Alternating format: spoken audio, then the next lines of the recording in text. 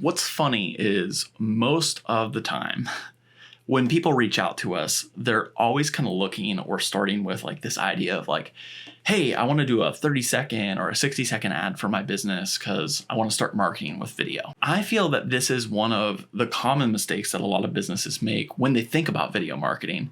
And truthfully, I think there's a smarter, easier, and more effortless way to actually market our business that feels more in alignment with the way that we like to sell and the way that we really build relationships and convert our business into this meaningful thing that we love doing.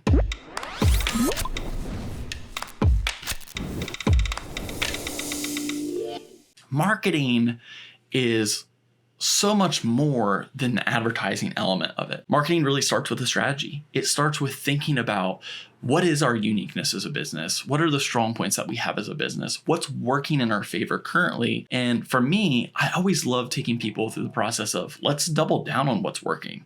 Let's actually really get focused on that because it's going to create more results for us rather than diving off into all these other areas that maybe don't feel in alignment. Most of the businesses we work with are service-based businesses. There's something around lifestyle, storytelling, the experiences that they create, and those tend to be the stories that we gravitate towards the most. We're always super focused on like, what is the reputation that you have? Where are you an expert and how can you make your customers more of an expert? We get distracted when we think about video marketing because we're thinking about the ad. We're thinking about, hey, in video marketing, there's ads all the time. They're on TV, they're in all these places. But there's this whole other side of marketing that actually works differently. And I think it comes down to what are we really trying to do as an objective? When we think about the ad, it's usually about pointing people in a certain direction. It's usually about trying to create conversions or sales. When we start with video, we need to think about really cold prospects. We need to think about engaged leads and how do we make them an expert on your service? When I think about the way I buy, it isn't that I'm looking for an ad to make the sale. Most of the time, I love to research. I like to become a little bit of an expert myself. Now, this is just my personal experience. Not everyone's going to be the same way. But I do find more now than ever, we have so much information and people will do far more research. They're trying to become familiar with the brand. So when you as a brand can provide more information, can humanize yourself a little bit, can showcase your values, can explain the way that you think about problem solving, you are making them more of the expert. And this is why when we think about a 30-second ad that has a strong CTA, it tends to not be effective. It's much like dating.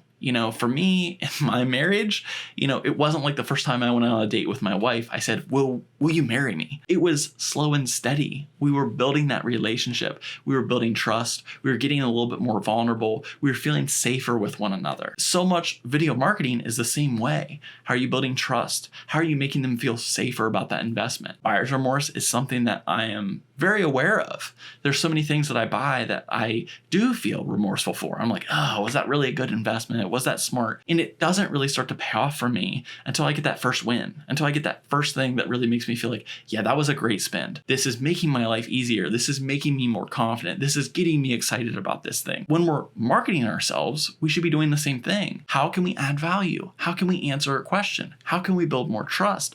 What's going to make someone feel good about investing that money? You're probably already doing this in real life. Someone comes into your store, inquires about your service, hops on a phone call with you. You're answering questions. You're asking questions. You're vetting them. Even back to my sales days when I worked, in home improvement. So often I wasn't saying, go buy this thing, this is the great thing. It always started with asking questions. What are you looking for? What project are you working on? Where do you feel confident? Where do you have more questions? It's a lot of exchange and helping people feel comfortable and making them the expert so they can make their own decision. It's not so much that you shouldn't be advertising your business, but that's further down the line. There's a time and a place for the ad. When we work with our clients, we're trying to figure out what they want versus what they need. And often they're asking for something and we're asking more questions to get more clear, to get more understanding.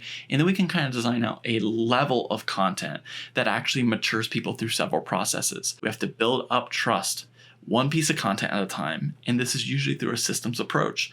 Let's answer the common questions. Let's take them through the layers. Let's make them feel smarter. Let's make them feel like, boy, I know so much. And now I feel like I want to work with this brand, or I could refer this brand confidently. When someone feels like they can refer a brand because they have so much confidence in them, how do you think it makes them feel about spending on that brand? That's really how you create brand loyalty. It's through trust. Trust marketing. It's what I'm going to preach time and time again. And it's also a safer bet because we're able to do smaller things that stack up to build more of that trust equity rather than going all in on an ad. The problem with an ad is a lot of times this is the most polished piece of content. So we have to double down. We have to focus in on the voiceover. We have to make all of the pieces more focused in. Typically, you're working with actors or animations or graphics and things like this that stack up. I see that as way later in the game.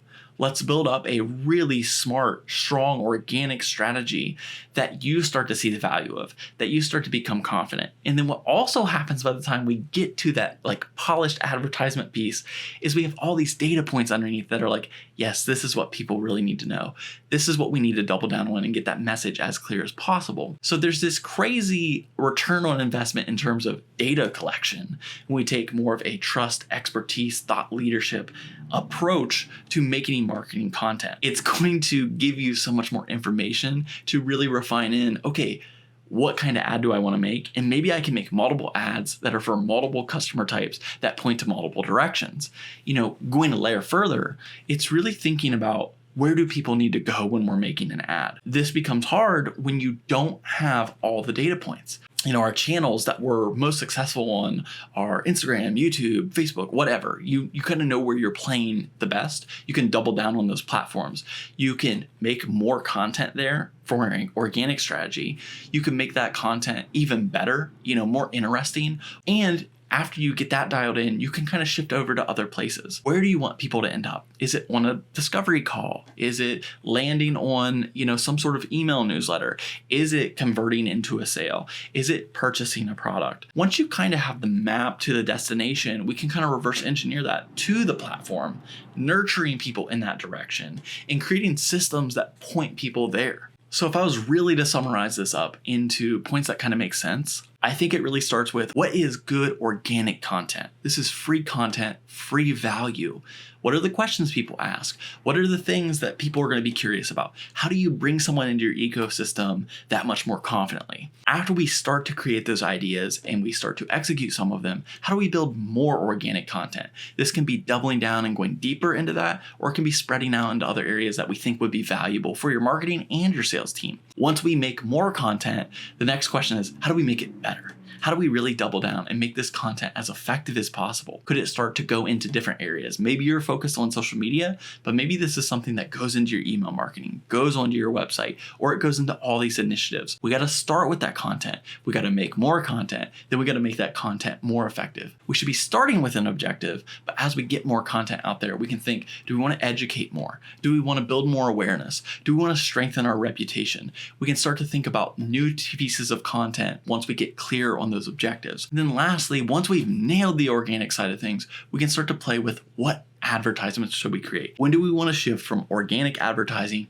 to paid advertising? And a little pro tip, you can still take a lot of this organic content and you can boost it out to your audience. So there's kind of a hybrid in between. Before we go to this super structured CTA style 30-second, 60-second ad, let's take our best performing organic content and let's boost it out to more people to bring more of those like-minded audiences in to our ecosystem. And the most effective 30-second, 60-second ad happens once we feel more confident in our marketing. I think it really comes down to how do we showcase our expertise? How do we make our potential customers experts? And then how do we make those experts huge advocates for our brand?